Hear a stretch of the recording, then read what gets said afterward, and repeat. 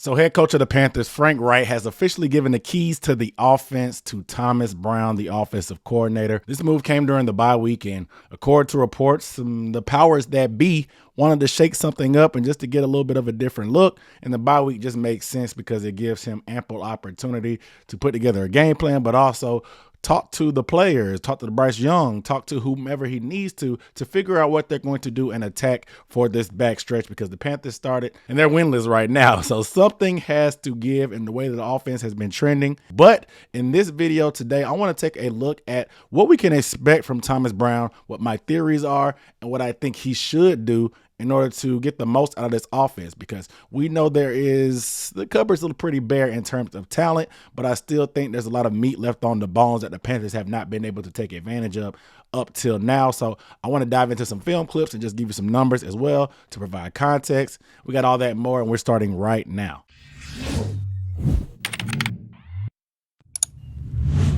What up, those? Aaron Duncan with the Necessary Bluntness Sports Talk. Recap and analysis of the Panthers is what I do here on the channel. So make sure you hit that subscribe button to get your water cooler talking points 3 to 5 business days in advance, because I am on top of everything Panthers related. Thomas Brown, I think a lot of fans are kind of excited, curious, anxious, to say the least, about what he's going to bring to the table, because when he was hired, he was the one that kind of came out of nowhere. He's one of the last hires that we've had of this coaching cycle. We know there's a lot of experience on the staff, but he was pretty inexperienced, but he came from that Sean McVay tree, which is a little bit different from what Frank Reich's used to, or maybe a Jim Caldwell is used to, or Josh McCown, who had no experience there. So I think him coming in was supposed to be kind of a different perspective, because I talked about in my podcast that I did covering his background. I spoke with Jay Ellenbogen, who covers the Rams, about how Thomas Brown actually collaborated with Sean McVay, and he was a voice of reason. He was not afraid to say his points, and he wasn't really a yes man. If he thought something, he would vocalize that. And I think Sean McVay really respected that. It seems like that's a similar dynamic here to Frank, because the play calling has been collaborative thus far. I know a lot of people may not understand what collaborative means, but you have multiple people on the headset. Frank Reich was ultimately the guy in Bryce's ear giving those final say-so, but you have a guy like Parks Frazier, who's a passing game coordinator, who may enlighten Frank Reich about, okay, here's the down and distance, here's the plays we like in these scenarios. You have the same thing about Thomas Brown doing that as well, and they talk about things on the headset before things go out to Bryce Young. The dynamic's still going to change a little bit. Thomas Brown will be that final word in Bryce Young's ear. However, it'll still be collaborative from what I understand there, and Thomas Brown will be on the sideline, so all the coaches will be down involved and able to really interact with the players as the game goes along. But coming from that Sean McVay tree, Thomas Brown was asked about how much impressions or fingerprints from Sean McVay would be on what he does as a play call. I mean, yeah, there are going to be some principles and stuff that they take from him, and I think we've already done that, because Thomas Brown actually built this playbook. It's just been Frank Reich calling the plays for the most part. So we've seen a little bit of the impressions from the Sean McVay tree, but Thomas Brown said he's his own man. So I'm expecting to put him a little bit more flavor of himself, but I think some of the big things that we've seen already is a lot of 11 personnel, condensed formations. I would love to see some more deep crossers, and just doing things that have a more quarterback-friendly offense. We know Bryce Young is the brain, is what Thomas Brown likes to call him, but we can do a lot of things to get the ball out of his hand, make things easier for him, just give him a lot more clear-cut pictures of what to do, and do things to facilitate his success. So what can we expect from Thomas Brown's offense? I think the one thing that we should expect, and what he should do, is just a little bit more formation variety and creativity. There may be some questions about what exactly could change, because the plays are the same, the players are the same. What is a new play caller going to do? Well, different play callers have different personalities and how they can window dress and put certain plays together. Let's go ahead and look at the film. All right, so I want to take over this play from the Miami game. That was a big play. It was a nice throw by Bryce Young, man. One of the best throws of the day for him. It's going to be the double post from the bottom, and that's going to clear out this backside. Ideally, you get this deep crosser from a condensed formation from Adam Thielen, and it's going to open up, because everybody's going to be running deep with these posts that are going deep, but going to the opposite side of the field. Meanwhile, you have a deep crosser coming backside that's going to clear the formation and get hit there. But Bryce Young does a straight drop here. Obviously, Laviska Shenault is going to the flats out of the backfield, and there's a linebacker right here.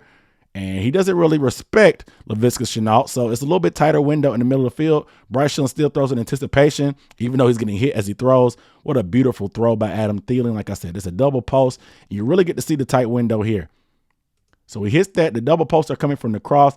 Ideally, like I said, it would give Thielen more time to cross the field, but our offensive line can't give him enough time. Bryce Young throws in anticipation. Look at that window. There's 3 defenders in area 4. If you count the guy covering the post, hits Adam Thielen in stride. It's a beautiful, tough throw, but hits that. That's NFL open, man. Hitting him in that window. Like I said, this is just a big play right here. Double post with the crosser.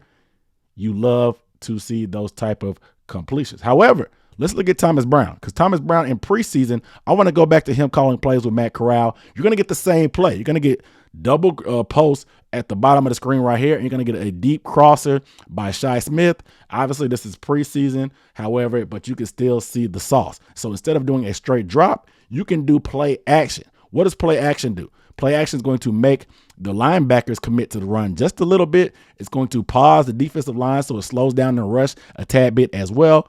But also with those linebackers biting up, it's going to give a bigger window for that deep crosser to come across, and you get a better throw. Yes, this is man coverage, but you still have linebackers underneath that when you run play action, the linebackers have to come up. As you can see them come up inside the 40-yard line. Now look at Shi Smith coming across. Hits him right in stride. Matt Corral had plenty of time to deliver. Let's see it from the pocket and see how things look from the tight view. So you can see here, Matt Corral, watch the linebackers bite up on this and watch what it does. The rush kind of pauses because they have to play the run just a little bit. The linebackers bite up as well. And now that they're getting out of there, you have the linebacker running with the running back into the flats. You have the other linebacker trying to buzz across to scramble back, because once you bite on that fake, you feel like, okay, let me buzz back and get back to my coverage. This opens up things underneath for Shi Smith to catch, and a more deliberate pass window for him. Let's watch it one more time from the wide view. Like I said, same play, but you add a little bit of play action sauce onto it. It's going to give you a little bit more time. It's going to give you a bigger window going across the middle of the field. Look at that window. So instead of throwing between 3 defenders like Bryce Young had to, you get pretty much a clear picture with one-on-one coverage. Hit him right in the chest. Close to moving the sticks, but it was a little bit short on that route, but I still love what this is. But like I said, it's the same play, same concept. Add a little bit of play action, adds a little bit of rhythm to it, lets the offensive line, helps them buy a little bit more time, and also gives a better window for your quarterback to see. Very quarterback friendly.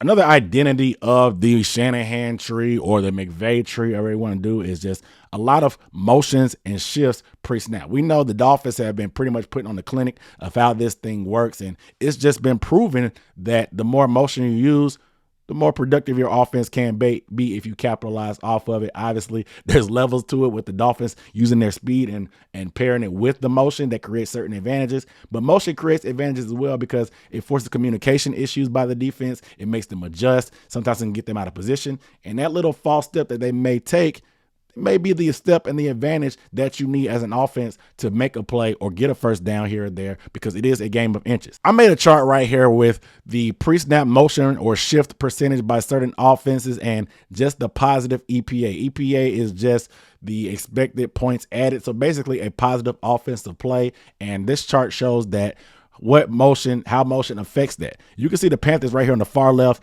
are sitting here at way below the rest of these guys. And I compared them to some of the top offenses in the league, and the Panthers are sitting here at about 40%.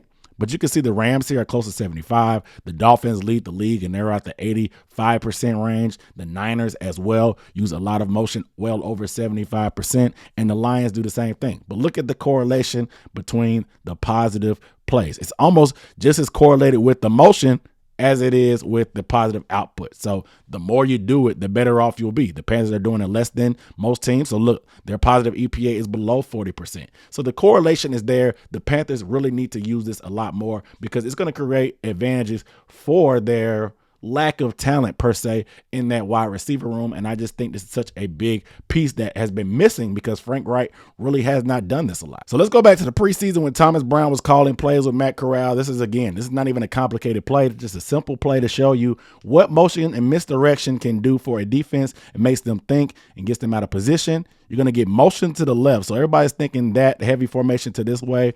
And then you're going to get a play action, but you're going to come back naked with Richie from the backside of the formation. That misdirection gets your guy in space. A huge play to get it down to first and goals. Watch it from the backside to see the linebackers, how they react. Look, they're in man cover, so you get motion there. They're seeing that. You have a tight end or a wing, and then you have two wide receivers here. Heavy formation to the left with the running back offset to the right. You're thinking run, run, run left. And so the defense knows that. Look, you fake that handoff. The linebacker here a bit, this middle linebacker a bit, the edge did as well. Now you leak out Richie coming across the formation, outflank the defense automatically using that motion to your advantage. Richie's not the best guy in the world. He's a fullback, H-back, but when you get him in motion and use misdirection and get him moving at the snap, he's at full speed while guys are still trying to figure out where they're going. And this is just the type of stuff that you can do when you run more motion. Like I said, this is Thomas Brown just doing little things, little tweaks, and getting the ball into guys' hands with advantages and in space, using that motion to throw it across the field. It's not complicated, man. And I just think these are small tweaks that aren't big asks that Thomas Brown can just add to this offense that we've already seen him do in preseason that I'm expecting to see more of as we keep going on, because that less than 40% motion rate is really atrocious. We need to be moving almost every snap to make the defense think. And the third thing that Thomas Brown can really add that's fairly simple is just more play action. I really don't understand why the Panthers have not used a ton of play action. I understand that the running game has had its struggles at times, but I think the numbers kind of support that you don't necessarily need an elite running game for play action to work, and the positives that come from running play action are just far too large to ignore. And I went to PFF to pull some numbers since Matt Corral was playing the second half exclusively in the preseason, and we know that Thomas Brown was calling those plays. I went and looked at his splits to see how much play action he ran. And looking at Matt Corral, he ran play action on 25.5% of his preseason dropbacks. That would be good enough to be slightly above league average currently. Bryce Young right now is only running play action on 15% of his dropbacks for qualifying quarterbacks. That is the third lowest in the league. And when you look at who else is down there with him, it's Andy Dalton. So that means it doesn't matter who is playing quarterback. We just aren't running a lot of play action. And I think the positives that come from play action are just far too large. I don't know how many times I have to say it. The sample size is small, but you can even look at Bryce Young's numbers when we run play action. He's graded at about a 73, but when we don't run play action, he's graded at about a 47. Now, some people may think that play action is just a crutch for a quarterback, and we remember Jared Goff doing a lot of this under McVay until he was really able to get his legs up underneath him, and he does a lot of it now in Detroit. But I think with Bryce Young being a rookie, there should be no sense of pride to not want to run play action and do what we have to do to make things as QB friendly as possible. So let's dive into the film, because I think play action just allows sometimes to make reads easier. It gets rid of the ball from Bryce's hands. It moves the pocket to take pressure off of your struggling, injured offensive line. And like I said, it also allows getting certain guys in space who may not be the best route runners or the guys who are going to make things happen downfield. Let's go back to the Dolphins game. This is not Thomas Brown calling plays, but let's look at play action here. Obviously, this is a pretty play right here. You're going to get motion off of this, of course. Fake play action. Everything's going left.